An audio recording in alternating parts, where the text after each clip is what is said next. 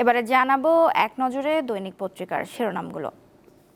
আমাদের হাতে প্রথমে আছে দৈনিক প্রথম আলো। তাদের প্রধান শিরোনামে আছে এনসিপি দুই দিকেই দরজা খোলা রাখছে। জাতীয় নির্বাচন সামনে রেখে এনসিপি সম্ভাব্য আসন সমঝোতার বিষয়ে বিএনপি ও জামাত দুই দলের সঙ্গেই আনুষ্ঠানিক আলোচনা করছে। এছাড়া জুলাই সনদ নিয়ে তাদের আরেকটি শিরোনাম, বাস্তবায়নের সুপারিশ প্রায় চূড়ান্ত, আজ জমা দেওয়া হতে পারে। এছাড়াও তাদের আরও একটি শিরোনাম, মেট্রোর বেয়ারিং প্যাড আবার খুলে পড়ল। বিশেষ ধরনের রাবার ও ইস্পাতের তৈরি বস্তু পড়ে আবুল কালাম নামের এক যুবক নিহত হয়েছেন। এরপর আছে দৈনিক সমকাল। তাদের প্রধান শিরোনাম, গণভোট ও পরিষদে পাশ হলে পিআর পদ্ধতিতে উচ্চকক্ষ, সনদ বাস্তবায়নে আদেশ যে কোনো সময় জমা, সংসদ একই সঙ্গে সংবিধান সংস্কার পরিষদ হিসেবে কাজ করবে। এছাড়াও তাদের একটি শিরোনাম, জোটবদ্ধ নির্বাচনে নিজ প্রতীকে ভোটে আপত্তি বিএনপির, আরপিও সংশোধনের বিরোধিতা করে সিইসিকে চিঠি। এছাড়াও মেট্রো রেল নিয়ে তাদের শিরোনাম, খুলে পড়ল মেট্রোর বেয়ারিং প্যাড, পথে প্রাণ গেল যুবকের, পরিবারকে ক্ষতিপূরণ ও চাকরি দেওয়ার ঘোষণা, দোকানি সহ আহত 2 জন, 5 সদস্যের তদন্ত কমিটি গঠন।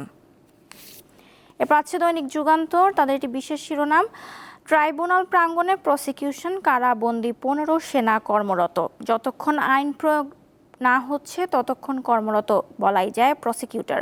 25 সেনা কর্মকর্তার মামলার তারিখ পরিবর্তন, কোনাবাড়িতে হৃদয় হত্যা, ওসি আশরাফ উদ্দিনের জামিন নামঞ্জুর।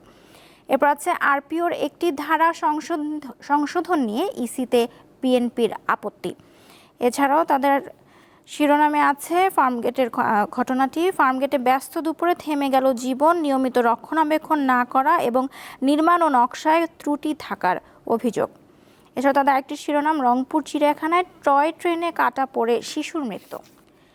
তারপর আছে দৈনিক আজকের পত্রিকা। তাদের প্রধান শিরোনাম, ভালো উদ্যোগের রিজার্ভে স্বস্তি, সরকারের 14 মাস নিয়ে তাদের একটি বিশেষ প্রতিবেদন। এছাড়াও আছে গণমাধ্যম সংস্কারে 13 প্রস্তাব বাস্তবায়ন, নভেম্বরের মধ্যে ডিআরইউতে তথ্য উপদেষ্টার। এছাড়াও আছে আগামী সংসদে উচ্চকক্ষের সুপারিশ থাকতে পারে, কমিশনের বৈঠকে সুপারিশ প্রায় চূড়ান্ত করেছে কমিশন, আদেশের ভিন্ন মতের উল্লেখ থাকবে না, চূড়ান্ত সুপারিশ আজ প্রধান উপদেষ্টার কাছে যেতে পারে। এছাড়াও তাদের আরেকটি শিরোনাম, 300 আসনে প্রার্থী দিতে প্রস্তুতি নিচ্ছে বামপন্থীরা, নির্বাচনী পরিকল্পনার ভিত্তি হবে মুক্তিযুদ্ধের আদর্শে। এরপর আছে দৈনিক ইত্তেফাক। তাদের প্রধান শিরোনাম, প্রশ্নবিদ্ধ মেট্রো রেলের রক্ষণাবেক্ষণ, আবারও খসে পড়ল বেয়ারিং প্যাড, এবার পথচারীর মৃত্যু, তদন্তে উচ্চ ক্ষমতার কমিটি, নিহতের পরিবারকে 5 লাখ টাকা সহায়তা। এছাড়াও তাদের একটি শিরোনাম, বিশৃঙ্খলা সৃষ্টির জন্য ভুয়া খবর ব্যবহার হচ্ছে, এমন মন্তব্য করেছেন প্রধান উপদেষ্টা। দেখে নিলাম আজকের দৈনিক পত্রিকার প্রধান শিরোনামগুলো।